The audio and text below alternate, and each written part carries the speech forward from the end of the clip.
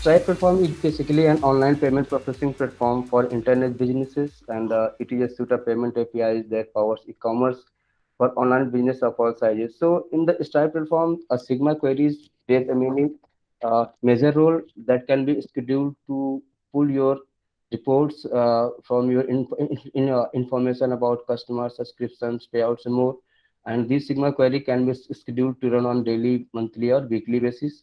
Result for each Sigma query can be sent via email to specified team members or as a webhook events. And in our use case, the results for each Sigma query was sent as a webhook event, right? And so the use case was we had to migrate the data from Stripe platform into the GCP platform. So as we know, the Stripe was using a webhook endpoint to notify applications when an event happens, and then webhook is going to post some payload informations to the configured endpoints. So here we have to create a HTTP, sorry, here we have to create a webhook endpoint as an HTTP URL on our Google Cloud platform. So this webhook endpoint is going to listen the webhook event, and then it will receive the webhook, the payload informations, then it will pass the information, and finally it is going to trigger the Airflow DAG so that Airflow DAG can do the rest of the work, like it will download the CSV file, then it will upload the file into the Google Cloud storage, then the data of the CSV file will be ingested into the Google BigQuery using the Dataflow job. And this is the architecture diagram that we basically followed in our use case. Here, as you can see in the diagram, when the data loads happens in the reporting data set of the Stripe platform, a scheduled Sigma query gets executed, and it is downloading some transactions reports into the CSV formats. Once the Sigma query execution finished, webhook events gets triggered, and it is basically posting the payload informations to the endpoint. And in our use case, since we have to migrate the data from Stripe platform to the GCP, so we have created the webhook endpoint on the Kubernetes cluster. So once the payload is received on the webhook cluster, it is parsing the payload information. Then it is calling the Airflow DAG, which is orchestrated on the Cloud Composer. And the payload information also contains the that transaction CSV file URL, and then the Airflow DAG will download the CSV file from that URL, and it will upload the file into the Google Cloud storage bucket. And after that, the data is going to be loaded into the Google BigQuery using the Dataflow job, right? But in this session, we are going to cover only up to the Google Cloud Storage, means uh, de- how we can create the endpoint on the GKE cluster, and how that endpoint is going to read the payload sent, and then it will how it can trigger the Airflow DAGs. To enable the Airflow REST APIs, we have to override the Airflow configurations. So let's move on to quick demo. So the very first point is like we have to connect the JKE cluster first, and to do that, we can go to the JKE clusters, and we will see a command that can be used to connect the JKE cluster. I'll show you just quickly. Yeah, this is the command. We can use this command to connect to our JKE cluster. Let me reconnect my cloud set.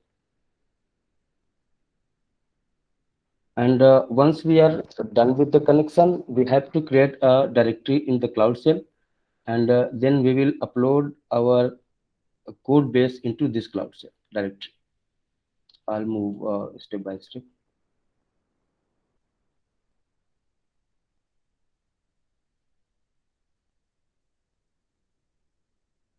Yeah. So now I can copy this command again. Uh, I'll copy this command, and we'll use this command to connect to our JKE cluster. Yeah. So now I'm connected with the JKE cluster.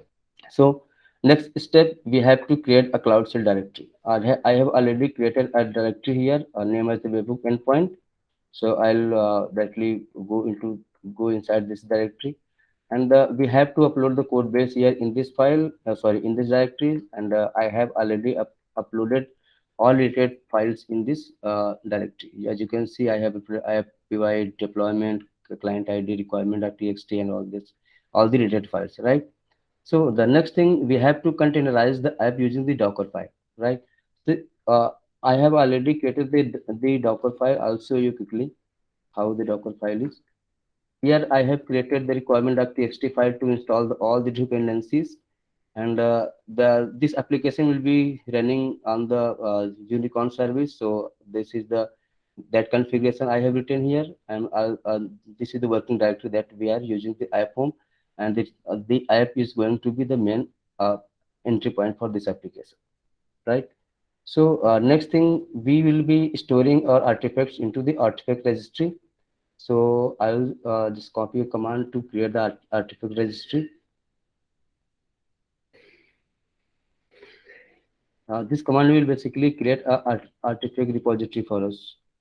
Oh, sorry, I think I haven't deleted that. Let me just quickly delete the previous image.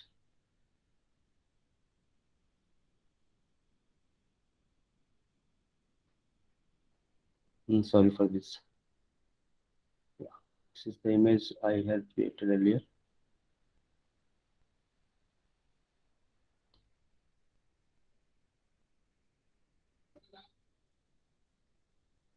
Yes. So now that image is deleted, so it will create a directory, artifact directory for us, and then we will use Cloud Build to create image of our application. So Cloud Build is basically similar as we use the Docker build and Docker push commands. So here we are giving the webhook endpoint is the directory, and we are just creating the image for all the directories, all the code base here. So now it will Cloud Build will create an image for us.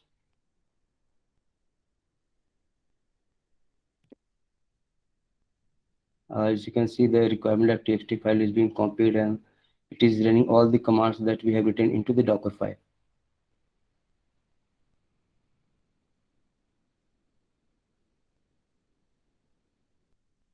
Okay, so after the cloud build, once we are done with the image creation, we have to create a deployment and a service into the GK cluster, right? So I'll show you the deployment file as well. Yeah. So deployment in the JKE Kubernetes is basically an object that describes the declarative updates to the application, and also we can use the deployment to describe the life cycle of the application, such as which image to use for the application, and how many pods there should be, and how they can be updated. And also with the help of deployments, we can create the replica set or pod, and we can update the replica set and pod, and also we can go back to the previous deployment versions, or we can scale any deployments.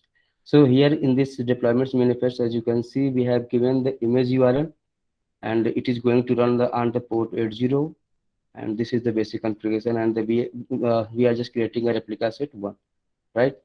So this is the basic deployment file that we actually use in the Kubernetes. So now we will deploy this file with the help of I have written a this command. kubectl apply -f deployment.yaml.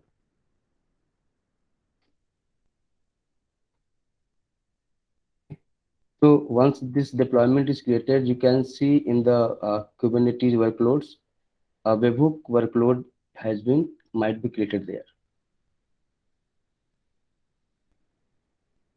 Yeah, so this is the workload that webhook endpoint is created, right? So next thing, we have to deploy the service as well, right? So I'll show you the service file once again. Once. Yeah, this is the service file that I'm using here. So the idea of service is to group a set of pod endpoints into a single resource, and you can configure various ways to access this grouping. So right, and by default you get the cluster IP address to access this service, and the clients inside this cluster can access this IP address to contact pods in the service, right? And the service specifies its member pods with the help of selector, and the selector says a pod with the label as app webhook is the member of this service, right? And you can see, we are creating a service type of load balancer, right? So when we create a service of type load balancer, Google Cloud configuration configures a network load balancer in our project, and the load balancer has a stable IP address that can be accessed from outside your project, right? And one more thing, when a client sends request to the cluster IP, the request is routed to one of the pods in the service. So this is the service manifest. Here we can see this selector field says a pod which has the label as app webhook is the member of this service, and when once the request comes from any client, the this pod is going to entertain that request, right? So we have to deploy this service as well.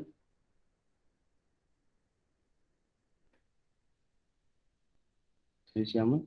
And once we are done with the service deployment, if you go back to our Kubernetes services, we can see the service is created and it might be generating an external IP address for us. Yeah, it is creating the service endpoints, and this endpoint is will be basically a access point for us and for the any third party applications. It will take a few seconds to expose the external IP address. Yeah, this is the IP address that is given to access our application. Since if our service is running fine or not, this is the simple get URL, but the webhook endpoint is configured somewhat like this slash webhook. If we hit this URL is expecting some payloads, right? Since it is a post method, it will be expecting some payload to be sent while calling this URL. That's why it is not working here in the Chrome browser itself. So what we can do, we can simply copy this URL and we'll use this URL into the Postman, and the Postman will be working for us as a client, and we can configure some payloads to be sent while calling this URL. As you can see, I have used a simple JSON, and I have given some values, key value pairs to the JSON as a post request. And when I click on the when I send the request to this endpoint, it must trigger our webhook, sorry, Airflow DAG, right? The response is like DAG trigger, and the response code is status 200, correct? And if you go to our Airflow composer, and if we see its uh, cycles, run cycles, we can see the that DAG has been triggered. Yeah, you can see it has been run. And if we go to the log section, we can see that payload, the payload information that we sent from the Postman,